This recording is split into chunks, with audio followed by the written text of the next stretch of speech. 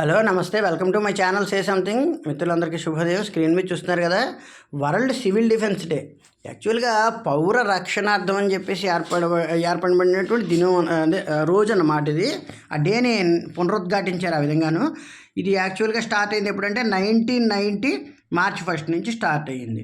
ఇవి స్టార్ట్ అవ్వడానికి ముందు కొన్ని రీజన్స్ని గమనిస్తే అసలు ఈ డిఫెన్స్ డే అనేటువంటిది ఎలా ఏర్పడింది అనుకుంటే కనుక, అంతా కూడా రాజుల పాలన వాటన్నిటిలో కూడా సివిల్ డిఫెన్స్ అనేటువంటిది రాజుల మీద ఉండేది. అయితే రాజరికం తగ్గి ఆటోమేటిక్గా మన రెగ్యులర్గా ప్రజాపాలనలోకి వచ్చాక భిన్న సంస్కృతులు, భిన్న పాలనలు, వేరే వాళ్ళు వచ్చి వేరే దేశాలను ఆక్రమించడం, ఇవన్నీ జరుగుతున్న క్రమంలో అనేక రకాలైన యుద్ధాలు ఏర్పడి, అనేక రకాలైన వాతావరణాలు ఏర్పడి, అంతకుముందు రాజుగారు వాళ్ళు ఉన్నప్పుడు పాలన ఎలా ఉండేది మనకి చాలా సింపుల్గా, రాజుగారు ఇంక తేల్చేసుకునేవారు. యుద్ధంలో ఓడిపోతే ప్రజలు వేరే రాజుకి వెళ్ళిపోయేవారు. మంచి అయితే మంచి, చెడు అయితే చెడు, రెండే తేలేవి. కానీ అలా కాకుండా మామూలుగా ఈ ప్రజాప్రభుత్వాలు అంటే ఈ మన పాలించే ప్రభుత్వాలు ఏర్పడ్డాక ఏ టైంకి ఎవరికి కోపం వస్తే అది ప్రజల మీద చూపిస్తారో తెలియదు. పూర్వం రాజుగారు రాజు మీద చూపించుకున్నారు. ప్రజల మీద కంటే కూడా రాజుగారు రాజును ఓడించి ఆ ప్రజలను తీసుకునేవారు. ఆయన మంచి రాజు అయితే అనుకో ఆనందంగా గడిచిపోయేది. చెడ్డ రాజు అయితే కొంచెం పాలన బాగుండకపోయినా ప్రజల మీద పడి రోజు తినేసేంతలాగా అయితే లేదు. కానీ ఇది అలా కాదు. కేవలం ప్రజాస్వామ్యంలో మేము ఉన్నామనే వ్యవస్థతో దేశాల ఆధిపత్యాల కోసం కొట్టుకొని ఆఖరికి చివరికి ప్రజా జీవితాన్ని అస్తవ్యస్తం చేసేయడం అన్నమాట ఈ దీనికి సంబంధించి కొన్ని మూలాలు చూసుకుంటే కనుక మనకి అంతకుముందు అంటే బ్రిటిష్ వాళ్ళ టైంలో 18th నుంచే మనకు వాళ్ళు మన పరిపాలించడం మొదలుపెట్టారు. అంతకుముందు తిరుగుబాటు తత్వాలు అవన్నీ మొదలైపోయి, ఎందుకంటే వాళ్ళు చేసే పాలన అటువంటిది కాబట్టి. దీనికంటే ముందర యుద్ధాలు, ముఖ్యంగా ఈ బ్రిటన్ కంట్రోల్ అనేటువంటిది అస్తవ్యస్తం చేసింది. ఓ విధంగా బ్రిటిష్ వాళ్ళు ఈ రోజున అనుభవిస్తున్న ఆర్థిక మాంద్యానికి, అనేక రకాల నేర చరిత్రలకి కూడా వాళ్ళు ఫస్ట్ నుంచి చేసిన తప్పుడు బుద్ధే కారణం. ఎందుకంటే వాళ్ళు ప్రతి దేశాన్ని ఆక్రమిద్దామని చూశారు, ప్రతి దేశాల మీద యుద్ధాలు చేశారు. అలాగే at the same time America కూడా ఇంకా తట్టుకోలేక యుద్ధాలు చేసింది. అలాగే జర్మనీ కానీ, ముఖ్యంగా ఫ్రాన్సు, జర్మనీ, అమెరికా, రష్యా, ఈ బ్రిటను, ఈ 5 దేశాలకి మిగతా చిన్న దేశాలని ఎప్పుడు ఏదో ఒక యావిగేషన్ ఉంటుంది. పైకి చెప్పుకోకూడదు కానీ మేము ప్రజాస్వామ్యాన్ని నిలబెట్టేస్తున్నాం. ప్రజాస్వామ్యం అనే పదానికి అర్థం తెలియదు సగం మందికి. అందులో ప్రజాస్వామ్యాన్ని నిలబెడుతున్నాను వంకబెట్టి ప్రజల మీద, ప్రజా దేశాల మీద ఇష్టం వచ్చినట్టు బాంబులు వేసుకోవడం. ఇప్పటికీ కూడా ఐక్యరాజ్యసమితి అని పేరుకి పెట్టి ఒక్కరోజు కూడా ఈ ఐక్యరాజ్యసమితి ఎవరిని కంట్రోల్ చేయదు. నిజం చెప్పుకోవాలంటే ఈ పాలస్తీనా, ఇజ్రాయిల్, వాళ్ళల్లో వాళ్ళు ఎందుకు కొట్టేసుకుంటారో తెలియదు, వాళ్ళని ఎందుకు ఆపరో తెలియదు. అసలు ప్రజల ఆమోదం లేకుండా ఎక్కి ప్రజల్ని ఇబ్బంది పెడుతుంటే అసలు వాళ్ళని ఎందుకు కంట్రోల్ చేయలేదో, వాళ్ళని ఎందుకు తీసేయలేదో, అసలు ప్రజా జీవితాన్ని అస్తవ్యస్తం చేసి మనుషుల్ని తీసేసి వేరే వాళ్ళని ఎందుకు పెట్టలేదో కూడా తెలియదు. ఇక్కడ ప్రజల ఆమోదం ఏది ఉండదు. కేవలం ఎక్కుతారు, సైనిక పాలన వాళ్ళు కొట్టేసుకుంటారు. ఈవెన్ పాకిస్తాన్లో కూడా సైనిక పాలన పక్కాగా వాడు ఎక్కుతాడు, వాడికి నచ్చిన నిర్ణయం తీసుకుంటాడు. ప్రజా జీవితం ఒక్కసారిగా మీద పడితే పారిపోతుంటారు, ఎక్కడెక్కడ దాంకుంటుంటారు, ఇంకొకటి ఎక్కుతాడు, అస్తవ్యస్తం చేసేస్తుంటాడు. అందుకే భారతదేశం అన్నది ఎప్పటికైనా కూడా చాలా విషయాల్లో గొప్పది. నిజంగా మనం ఫస్ట్ నుంచి కూడా భౌగోళిక అంశాల్లో పర్ఫెక్ట్గా ఉన్నాం. ఈవెన్ ప్రజాప్రభుత్వాల్లో కూడా మనం ప్రశ్నించడానికి హక్కు ఉంటుంది. ఇక్కడ మీద పడితే గత ప్రభుత్వాల సంగతులు ఏమయ్యాయో చూశారు. ప్రజా జీవితం మీద పడి అస్తవ్యస్తం చేస్తే గడిచిన గత ప్రభుత్వాలు అవన్నీ ఎంత దారుణంగా కుప్పకూలిపోయో, రాష్ట్రాల మధ్య దూరితే ఏకంగా పెద్ద పెద్ద పార్టీలే నామరూపాలు లేకుండా ఎలా నాశనం అయిపోయో కూడా చూసాం మనం. ఆ విధంగా చూసుకుంటే 1915లో యునైటెడ్ కింగ్డమ్ మీద జర్మన్ వాడు వార్ చేస్తున్నప్పుడు అనుకోకుండా టన్నుల బాంబులు, అంటే ఫస్ట్ వరల్డ్ వార్లో టన్నుల బాంబులు పులోమని వేసేసారట. అంటే వదిలేశారు ఒక 2-3 విమానాలు. ఆ విధంగా వేయడం వల్ల వాళ్ళు అనుకున్న టార్గెట్ వేరు కాకుండా ఇంకో టార్గెట్ మీద వేయడంతో ఏమైందంటే జెప్లిన్స్ అంటారు, జర్మన్ జెప్లిన్స్ అంటే జర్మన్ వాళ్ళు, ఈ రష్యా వాళ్ళు, వీళ్ళందరూ అయితే యుద్ధాలు చేసుకున్నప్పుడు అందరూ ఒకళ్ళ మీద ఒకళ్ళు వేసుకున్నారనుకోండి బాంబులు. ఎవరు కూడా మా శుద్ధపూసలు కాదని చెప్పుకోవచ్చు ఇక్కడ అందరు. నేను వేసుకోవడంలో ఏమైందంటే ప్రజల మీద పడిపోయావు. చాలా వరకు ఇల్లు కూలిపోయి ప్రజలు చాలా అస్తవ్యస్తమైన కష్టాలు పడితే ఆ తర్వాత ఆ వరల్డ్ వార్ తర్వాత రికవర్ అవ్వడానికి అమెరికా కూడా చాలా రోజులు పట్టింది. తర్వాత మళ్ళీ 1940లో సెకండ్ వరల్డ్ వార్.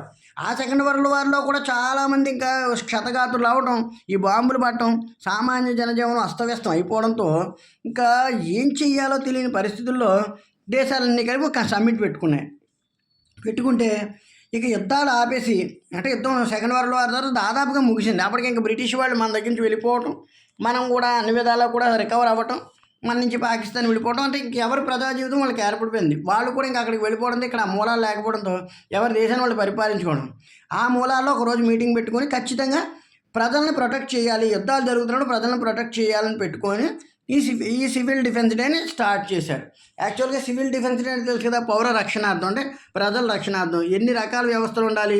ప్రజల రక్షణార్థం మిలిటరీ ఉండాలి, పోలీసులు ఉండాలి, అధికారులు ఉండాలి. వీళ్ళందరూ కూడా ప్రజలకు ఏ కష్టం అనేది చూడగలగాలి. అలాగే రాజు అంటే అదే మెయిన్ ప్రధానమంత్రి ఉన్నాడు. ప్రధానమంత్రి గారు కానీ రాష్ట్రపతి గారు కానీ వాళ్ళ మీద పడాలి. అంటే ఎవరన్నా తప్పు చేస్తే వాళ్ళ మీదకి వెళ్ళి ఏంటి మా ప్రజలను ఎందుకు హింసిస్తున్నారని వాళ్ళ మీద యుద్ధం చేయడం కంటే ముందర అసలు మాట్లాడగలగాలి. వాడికి యుద్ధం చేసే బుద్ధే ఉంటే కనుక యుద్ధం ఎక్కడ కాదు ఎక్కడో తేల్చుకుందామన్న రీతిలోనే తేల్చేసుకోవాలి.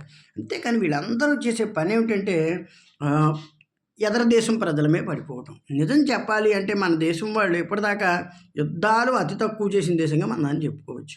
చేసాం ఒకప్పుడు స్వాతంత్రాన్ని కాపాడుకోవడానికి, దేశాన్ని కాపాడుకోవడానికి మన మీదకి వచ్చిన వాళ్ళ మీద యుద్ధం చేశారు తప్ప మన రాజులు వెళ్ళి పరాయి రాజులను ఎప్పుడూ కూడా పరదేశీ రాజుల మీద పడింది లేదు.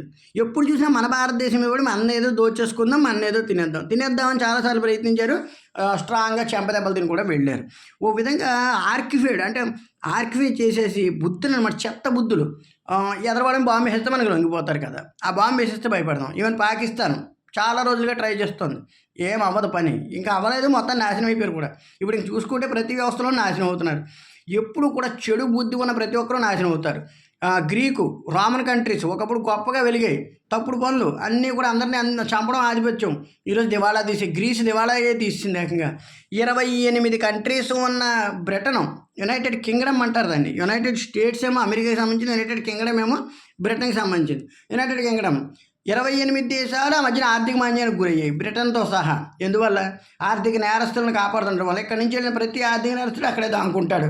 మన మీద కక్షతో ఇప్పటికీ చెప్పరు కానీ ఒక్కొక్కరిని దాస్తూ ఉంటారు అక్కడ చక్కగాను. 2,000 కోట్లు, 50,000 కోట్లు, 60,000 కోట్లు మిగిలిన వాళ్ళు అందరినీ దాస్తుంటారు. ఇందులో నిజం ఉంది, ఇది మనం ప్రత్యక్షంగా మాట్లాడుకోవాల్సిన అవసరం లేదు, ప్రత్యక్షంగా కనబడుతున్న నిజం. ఒక విజయ్ మాల్యా కావచ్చు, అంతకుముందు ఇంకా కొంతమంది నీరవ్ మోడీ ఇలాంటి పెద్ద పెద్ద ఆర్థిక నేతలు అందరూ లండన్లోనే ఉంటారు, వాళ్ళు బయటికి రారు. ఆ చట్టపు మూలాలు ఉపయోగించుకొని ఆ చట్టాలతో బ్రిటిష్ వాళ్ళు ఇప్పటికీ మన మీద కక్ష సాధిస్తున్నారనడానికి ప్రత్యక్ష నిదర్శనాలు ఇవే. ఎందుకు పంపించారు ఆర్థిక నేరస్తుల్ని? పంపించాలి కదా, నేరస్తులని తెలిసినప్పుడు వదిలేయాలి, కానీ వదలట్లేదు. అంటే అర్థం చేసుకోండి. పెత్తనాలు, ప్రజలు వీళ్ళందరూ పెత్తనాలు చేసి ప్రజల మీద బాంబు వేయడం. పాకిస్తాన్ మన మీద బాంబులు వేస్తుంది, ప్రజల మీద. మన వాళ్ళు ఎప్పుడైనా వెళ్ళి బాంబులు వేశారా? ఎందువల్ల? ప్రజా జీవితం అన్నది మనకి తెలుసు.